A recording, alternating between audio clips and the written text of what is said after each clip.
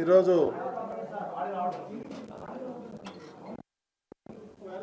ముఖ్యమంత్రి ఆదేశాల ప్రకారం ఈరోజు ఎమర్జెన్సీ బోర్డు మీటింగ్ పెట్టడం జరిగింది. వారు ఏదైతే ప్రెస్లో అనౌన్స్ చేశారో దాన్ని లాంఛనంగా బోర్డులో పెట్టి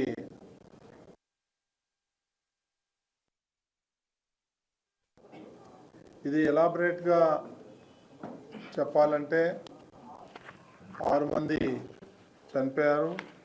బహుశా ఆ లిస్టు ఈరోజు వచ్చింది. మీ అందరూ అనుకుంటే లావణ్య విశాఖపట్నం, శాంతి విశాఖపట్నం, వడ్డేటి నాయుడు బాబు నర్సీపట్నం, రజని విశాఖపట్నం, నిర్మల కోయంబత్తూర్, మల్లిక సేలం. సో వీళ్ళందరికీ కూడా చనిపోయారు. వారికి ఒక్కొక్కరికి 25 లక్షల రూపాయలు ఎక్స్గ్రేషియో ప్రకటించారు ముఖ్యమంత్రి గారు. అది ఈరోజు బోర్డులో పెట్టి నిర్ణయం తీసుకోవటం జరిగింది. అదేవిధంగా తీవ్రంగా 2 గాయపడ్డారు, తిమ్మక్క, ఈశ్వరమ్మ. వాళ్ళిద్దరికి కూడా 5 లక్షల రూపాయలు లెక్కన ఇవ్వమని ఆదేశాలు వచ్చాయి. అది బోర్డులో పెట్టి నిర్ణయం తీసుకోవటం జరిగింది. ఇక మిగిలిన 31 మంది ఎవరైతే ఉన్నారో వాళ్ళకి 2 లక్షల రూపాయల లెక్కన ఇవ్వాలని నిర్ణయం తీసుకున్నారు. సో అది కూడా ఇప్పుడు బోర్డులో నిర్ణయం తీసుకోవటం జరిగింది. దీనికి అనుగుణంగా అదనంగా వాళ్ళ పిల్లలు ఎవరైతే ఉన్నారో చదువుకుంటున్నారో వాళ్ళకు కూడా టీటీడీ తరఫున చదువు చెప్పిస్తామని, ఫ్రీ ఎడ్యుకేషన్ ఇద్దామని కూడా చెప్పి మేము బోర్డులో నిర్ణయం తీసుకున్నాం. ఇకపోతే ఈ యొక్క అమౌంట్ అంతా కూడా చెక్కులన్నీ కూడా ఇప్పుడు రెడీ చేశారు. రేపటి నుంచి కానీ ఎల్లుండి నుంచి కానీ బోర్డు సభ్యులతో పాటు అక్కడ లోకల్గా ఉన్నటువంటి మంత్రులతో సహా వెళ్ళి వాళ్ళకి అందజేయటం జరుగుతుంది. సో ఇది చాలా దురదృష్టకరమైనటువంటి ఇన్సిడెంట్. దీని మీద ఎన్నో రకాలుగా ఈరోజు పేపర్లలో కానీ మీడియాలో కానీ వచ్చింది. కాకపోతే ఈ ఇన్సిడెంట్ జరగకుండా ఉండాల్సింది. ఎవరో ఒకళ్ళిద్దరు చిన్న పొరపాటు వల్ల ఇంత పెద్ద ఇన్సిడెంట్ జరిగింది. ముఖ్యమంత్రి గారు దీని మీద జ్యుడిషియల్ ఎంక్వైరీ చేశారు. ఆ జ్యుడిషియల్ ఎంక్వైరీ రిపోర్ట్ వచ్చిన తర్వాత ఎవరైతే బాధ్యులు ఉన్నారో వాళ్ళందరి మీద కూడా చర్యలు తీసుకుంటామని చెప్పేసి 1 గంట క్రితం ముఖ్యమంత్రి గారు నాకు ఫోన్ చేసి చెప్పడం జరిగింది. కాబట్టి ఇందులో ఎవరికి ఎలాంటి అనుమానాలు ఉండక్కర్లేదు. ఇది దురదృష్టకరమైనటువంటి సంఘటన. మరి ఇలాంటివి రిపీట్ కాకుండా తగిన చర్యలు తీసుకుందామని చెప్పి బోర్డులో నిర్ణయం తీసుకున్నాం. కాబట్టి ఈ సంఘటనని ఎవరు కూర్చలేంది, వాళ్ళకి ఎంత చేసినా ఏం చేసినా ఇలాంటివి పునరావృతం కాకుండా చూడాలని చెప్పి మేము. సో ఎవరైతే చనిపోయారో వాళ్ళ కుటుంబంలో ఒకరికి ఈ కాంట్రాక్ట్ జాబ్ కూడా ఇవ్వాలని ముఖ్యమంత్రి తీసుకున్నారు నిర్ణయం. అది బోర్డులో కూడా పెట్టి బోర్డు కూడా నిర్ణయం తీసుకుంది. సో ఇవన్నీ కూడా చేయటం ఒక ఎత్తు, ఈ ఫర్దర్గా ఇలాంటివి జరగకుండా చూడటం మరో ఎత్తు. కాబట్టి దీన్ని బోర్డు కూడా తీవ్రంగా సంతాపం తెలియజేసింది.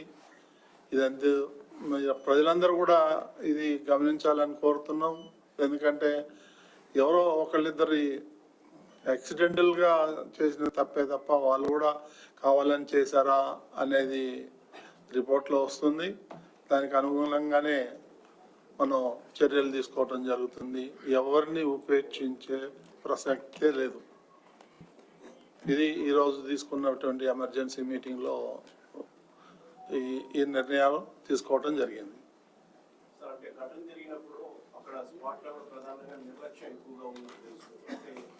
పార్క్ లో భక్తులు పంపించి కనీసం రోపు పార్టీ లేదు, అక్కడ బారికేడ్ లేవు, ఒకేసారి 30 అడుగులు వెడల్పున్న గేట్లు తీసే ప్రయత్నం చిన్న చిన్న పొరపాట్లు జరిగాయని మా దృష్టికి కూడా వచ్చింది. దాంట్లో అందులో ఏం అనుమానం లేదు. ఆ పొరపాట్లు జరగకపోతే ఈ ఇన్సిడెంట్ జరిగేది కాదు. అంటే పక్కనే క్యూ లైన్ ఉన్నప్పటికీ కూడా క్యూ లైన్ లో భక్తులు అనుమతించకుండా కూడా గ్రౌండ్ లోనే భక్తులు ఉంచడం కూడా అప్పుడు స్థానికులు ఎక్కువగా కూడా ఫిర్యాదు ఇస్తున్నారు. 8 సెంటర్లు 9 సెంటర్లు పెట్టినా కానీ ఎలాంటి సంఘటన జరగలేదు. ఈ 1-2 చోట్లనే కొంచెం అక్కడ ఉన్నటువంటి ఇబ్బందుల వల్ల, ఆఫీసర్ ఇబ్బందుల వల్ల జరిగింది.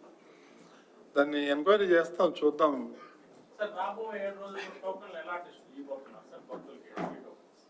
సో ఏ రోజుకి ఆ రోజు ఇద్దాం అనేది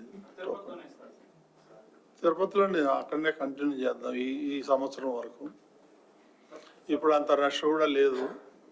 దానికి అనుగుణంగా చర్యలు తీసుకున్నారు అధికారులు.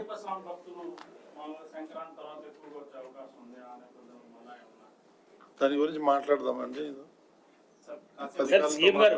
సీఎం గారు నిన్న చాలా స్పష్టంగానే వైకుంఠ ఏకాదశి ద్వాదశికి సంబంధించి మాత్రమే ఉండేది, రాష్ట్ర గవర్నమెంట్ తీసుకున్న డెసిషన్ ఎందుకు క్యారీ ఫార్వర్డ్ చేశారని చెప్పేసి కూడా ఒక అభిప్రాయం వ్యక్తం చేశారు. నెక్స్ట్ ఇయర్ నుంచి, ఈ ఇయర్ నుంచి ఏమైనా ఇంప్లిమెంట్ చేసే అవకాశం ఉందా? ఈ ఇయర్ నుంచి 7 days కంటిన్యూ చేస్తారు. ఈ ఇయర్ నుంచి ఇంప్లిమెంట్ అనేది కష్టం, ఎందుకంటే ఆల్రెడీ అనౌన్స్ చేసేసారు, చాలా మంది ప్లాన్ చేసుకున్నారు. కాబట్టి ఈ ఇయర్ పాత పద్ధతే కంటిన్యూ చేసి రాబోయే సంవత్సరం ఎలా చేయాలి అనేది ఆగమ శాస్త్ర పండితుల్ని కన్సల్ట్ చేసి మన కమిటీ వాళ్ళందరూ కూడా కూర్చొని ఎక్స్పర్ట్స్ అంతా పిలిచి మాట్లాడి డిసిషన్ తీసుకుందాం. సార్, అంటే మనం 10 రోజులకి 7 లక్షల మంది దర్శనం కల్పిస్తా ఉన్నా కూడా పరిస్థితిని అదుపు చేయలేనటువంటి పరిస్థితి ఏర్పడుతుంది. ఇది 2 రోజులకో 3 రోజులకో మళ్ళీ వెనక్కి వెళ్ళిపోతే భక్తుల క్రౌడ్ అయితే అలానే ఉంటది. అప్పుడు క్రౌడ్ మేనేజ్మెంట్ ఎలా చేయగలుగుతాం? అంటే ఎలాంటి ముందస్తు ఏర్పాటుతో వెళ్ళగలుగుతాం? ఏర్పాట్లలో ఏమి లోపం లేదండి. ఆ ఒక 2 ఇన్సిడెంట్లు తప్ప ఈరోజు చాలా మంది ప్రశాంతంగా దాదాపు 40,000 మంది ఇప్పటికీ దర్శనం చేసుకోవడం జరిగింది. అట్లేం లేదు. అది అన్ని అదే విధంగా చూడాల్సిన అవసరం లేదు. సార్, అంటే భక్తులు సీఎం గారికి చెప్పినటువంటి ఫీడ్బ్యాక్ లో క్యూ లైన్ లో ఉన్నప్పటికీ మమ్మల్ని వచ్చిన సమయంలో క్యూ లైన్ లోకి అనుమతించలేదు, అక్కడ మాకు ఆహార పానీయాలు అందించలేదు, అక్కడ ఉన్నటువంటి సిబ్బంది ఎవరు కూడా పట్టించుకోలేదు అన్నది మెయిన్ గా ఇచ్చినటువంటి ఫీడ్బ్యాక్. సీఎం గారికి కావచ్చు, డిప్యూటీ సీఎం గారికి కావచ్చు.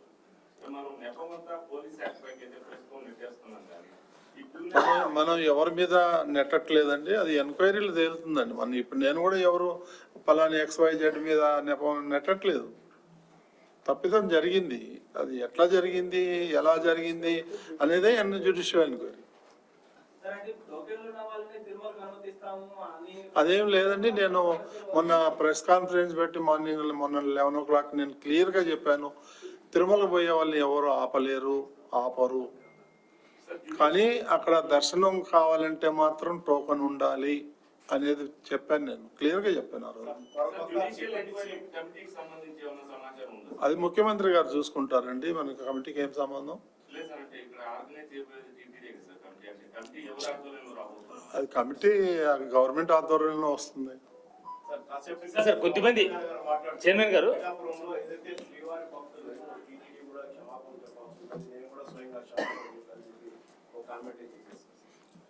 క్షమాపణ చెప్పడంలో తప్పులేదు. చెప్పినంత మాత్రాన చనిపోయిన వాళ్ళు బతికి రారు కదా. అది అవన్నీ ఎవరో ఏదో మాట్లాడారంటే వాటికన్నిటికీ స్పందించాల్సిన అవసరం లేదు. కాకపోతే తప్పిదం జరిగింది, అది ఎలా జరిగింది, ఎట్లా జరిగింది అనేది ఎంక్వైరీ చేస్తారు. బాధ్యుల మీద కఠినమైన చర్యలు తీసుకుంటారు, అందులో ఏమాత్రం డౌట్ లేదు. సార్, కొద్దిమంది బోర్డు మెంబర్లు టీటీడీ ఈఓలు కానీ లేదంటే అధికారులు కానీ రాసిన లేఖలు పరిగణలోకి తమకు తీసుకోలేదు, వైకుంఠ ఏకాదశి లాంటి పర్వదినాల్లో చేపట్టే కార్యక్రమాలకి బోర్డుని కన్సల్ట్ చేయలేదు అని చెప్పేసి, ఇది వాస్తవమా? ఏకపక్ష నిర్ణయాలే కారణం అది? ఏకపక్ష నిర్ణయం కాదండి. బోర్డుకి నాకు చెప్పారు, నాకు కొంతవరకు పవర్ పాయింట్ ప్రజెంటేషన్ కూడా ఇచ్చారు. నేను వచ్చి ఎమర్జెన్సీ మీటింగ్ కూడా పెట్టాను 2 సార్లు. అదే మీకు ప్రెస్లో కూడా చెప్పాను గతంలో.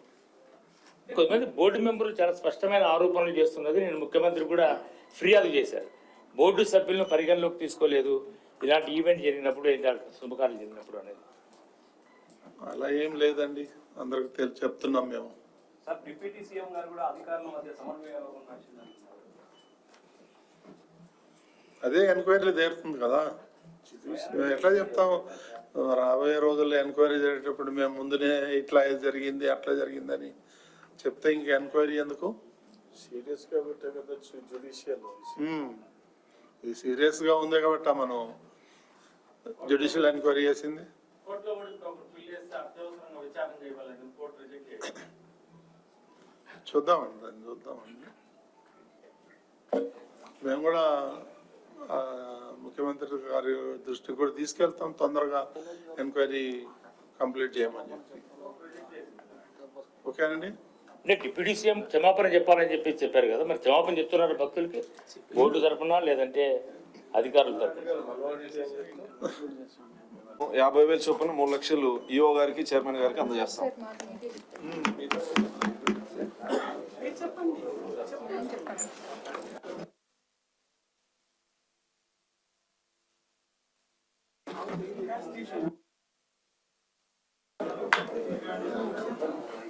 ఎంఎస్ రాజు ప్రకటించినట్లే మన ప్రశాంత్ రెడ్డి గారు 10 లక్షలు ఇస్తా అన్నారు.